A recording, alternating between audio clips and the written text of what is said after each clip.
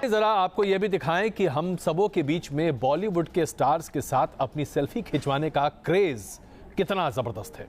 चुनाव आयोग लगातार पुलिस को नियमों पर सख्ती से पालन करने की हिदायत दे रहा है, लेकिन कानून व्यवस्था को बनाए रखने की जिम्मेदारी जिन खाकी वर्दी पहनने वाले लोगों पर है, उनमें भी बॉलीवुड की अभिनेत्रियों का क्या क्रेज है, जरा ये देखिए। महिमा चौधरी पहुंची थी प्रचार करने के लिए कानपुर देहात सीट पर बागी कांग्रेस के नेता प्रभाकर पांडे की उम्मीदवारी के लिए, लेकिन वहां पुलिस वालों ने सबसे पहले महिमा चौधरी के साथ अपनी सेल्फी खिंचवाई। ये बात अलग है कि महिमा चौधरी इन दिनों फिल्मों में अभिनय न कर रही हैं। इसके बावजूद इन पुलिस वालों के लिए इतना ही काफी है कि महिमा चौधरी बॉलीवुड की एक जमाने की स्टार रही है। वो तमाम लोग जो अमेरिका जाने का सपना देखते हैं, वो तमाम लोग जो आईटी कंपनियों में काम सिर्फ इसलिए करना पसंद करते हैं क्योंकि शायद अमेरिका में काम करने का मौका मिल जाए, इन तमाम लोगों के लिए आज एक बहुत बड़ी रात है। और वो इसलिए क्योंकि H1B वीजा पर राष्ट्रपति डोनाल्ड ट्रंप अपना फैसला आज रात ले सकते हैं। और अगर उन्होंने ये प्रतिबंध लागू कर दिया जिसमें H1B वीजा पर और ज्यादा कठिन रेगुलेशंस लगा दिए गए, तो उन तमाम हिंदुस्तानियों पर, उन हिंदुस्तानी आईटी कंपनियों पर बस एक ऐसा ठप्पा लगेगा कि उसके बाद हर किसी का सपना चकनाचूर होता दिखेगा।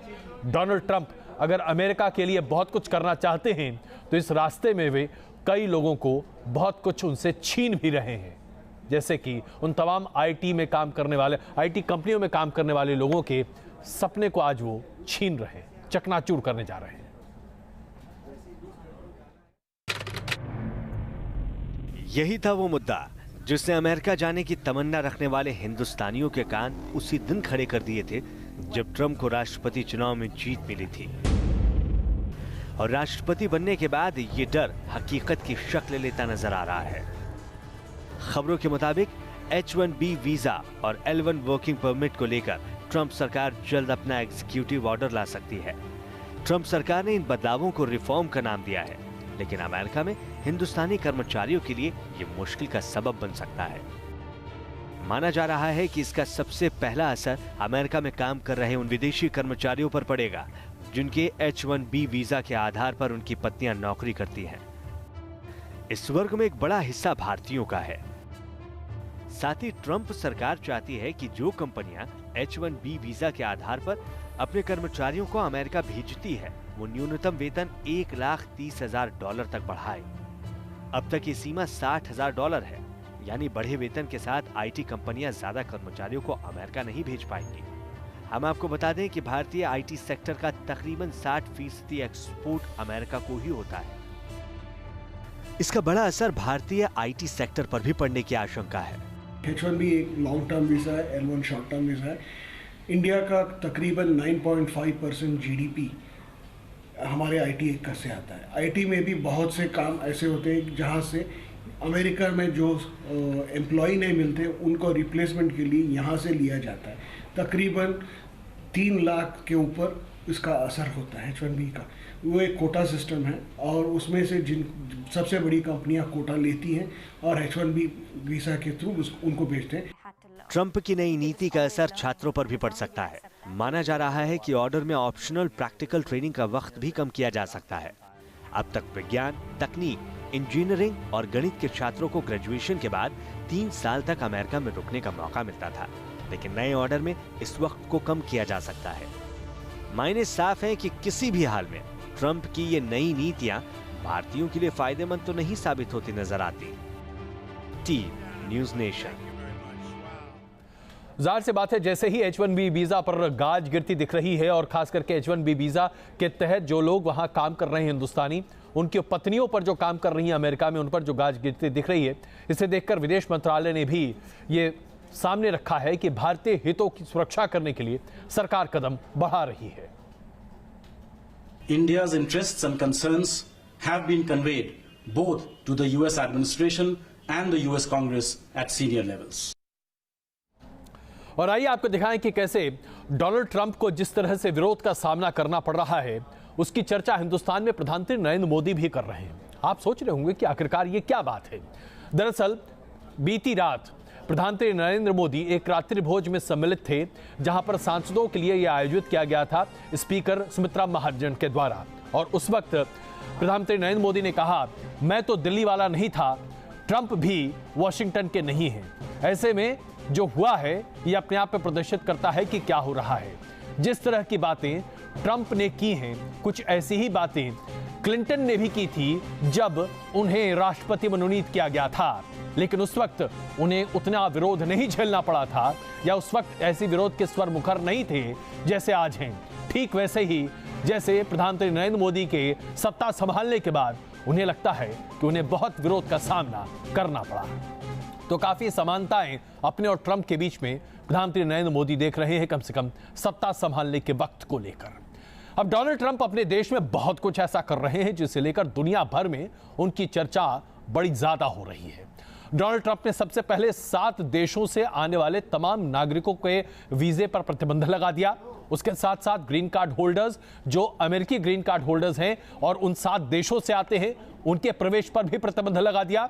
ऐसे में जहां उनकी निंदा हो रही है, वहीं पर उन्हें अपने ही अटॉर्नी जनरल को बर्खास्त करना पड़ा, क्योंकि वो डोनाल्ड ट्रंप के नियमों के आधार पर चलने को तैयार नहीं थी। इस बीच गूगल में, जी हां, गूगल में डोनाल्ड ट्रंप का जबरदस्त विरोध हो रहा है। ऐसा लगता है जैसे कि डोनाल्ड ट्रंप लोगों में तमाम विरोध की भावनाओं को उकेर कर सामने रख रहे हैं।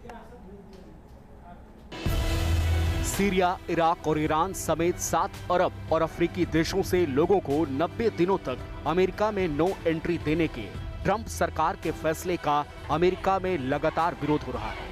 विरोध की इन आवाजों में से एक अमेरिका की अटॉर्नी जनरल सैली येट्स भी थी, जिन्हें ट्रंप सरकार ने बर्खास्त कर दिया। सैली येट्स पर आरोप है कि उन्होंने माइग्रेशन बैन के ऑर्डर को अमल में न लाने के लिए खत लिखा था और इसी वजह से उन्हें बर्खास्त कर दिया गया। वहीं अमेरिका की सबसे बड़ी मुस्लिम संस्था council on American Islamic relations ने ट्रंप सरकार के फैसले के विरोध में कोर्ट जाने का फैसला किया। हमारा मानना है कि यह फैसला गैर अमेरिकी है, ये गैर कानूनी है। हमें भरोसा है कि अदालत में हमें जीत मिलेगी, क्योंकि हम अमेरिकी परंपराओं और संविधान का पालन कर रहे हैं। अमेरिकी संविधान साफ कहता है कि धार्मिक आधार पर भेदभाव नहीं किया जा सकता, जबकि ट्रंप का ऑर्डर साफ दिखाता है कि वो मुसलमानों की जगह ईसाइयों को तरजीह देंगे। दुनिया के सबसे बड़े सर्च इंजन गूगल के कर्मचारी भी ट्रंप सरकार के फैसले के विरोध में उतर आए। कैलिफोर्निया में सैकड़ों गूगल कर्मचारियों ने ट्रंप सरकार के माइग्रेशन बैन का विरोध किया है। Team news nation. राजनीति का पारा हमारे देश में चरम पर पहुंच जाता है जब विधानसभा चुनाव हो, और जब 5 राज्यों में एक साथ विधानसभा चुनाव हो तो नेताओं की जबान से जो बातें निकलती हैं उसे सुनना अपने आप में बड़ा अजीब सा लगता है। और वो इसलिए क्योंकि बड़े अजीब तरीके के बयान आते हैं। आप जरा देखिए, अगर इसके बाद आप अपनी हंसी दबा लें तो वाकई में मजेदार होगा।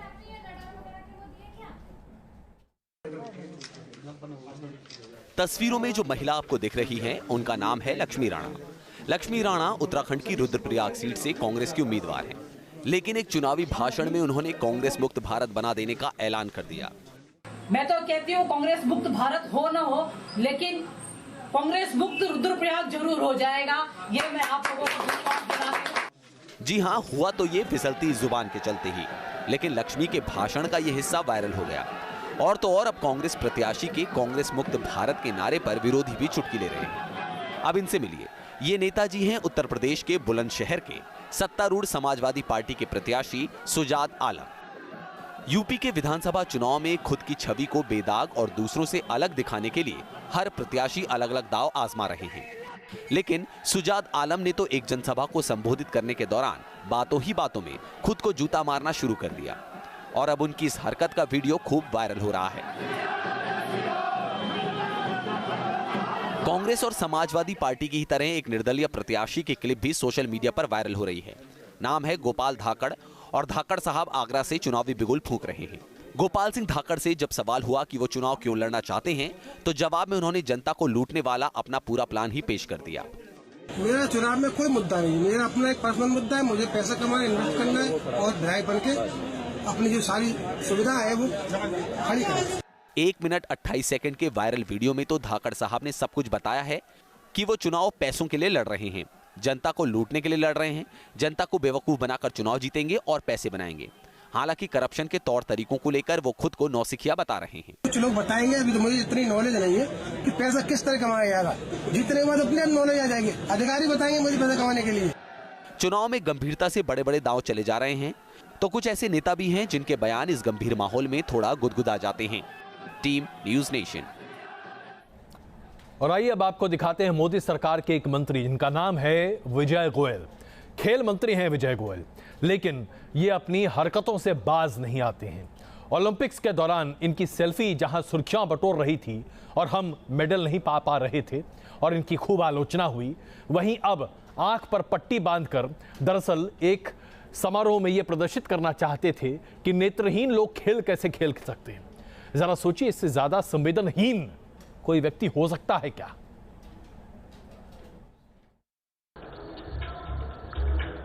तस्वीरें 2 दिन पहले की हैं। खेल मंत्री Vijay Goel blind cricket world cup के उद्घाटन पर पहुंचे थे।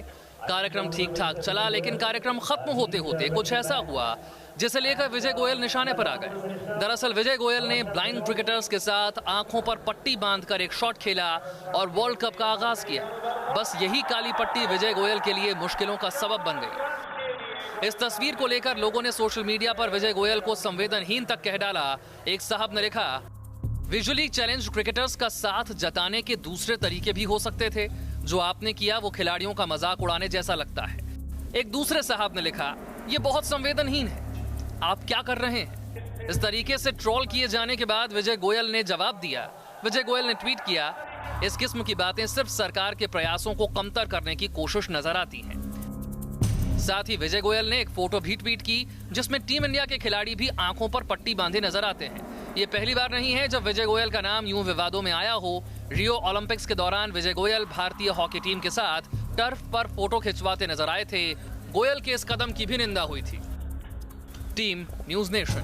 सलमान खान बॉलीवुड के भाईजान हैं और उनकी फिल्म बजरंगी भाईजान सलमान खान को खास करके एक अलग अंदाज में पेश किया गया था, जब हर्षाली नाम की एक छोटी सी अभिनेत्री उनकी स्क्रीन पर उनके साथ थी और उन्होंने सलमान खान का एक अलग ही प्रस्तुतिकरण किया था।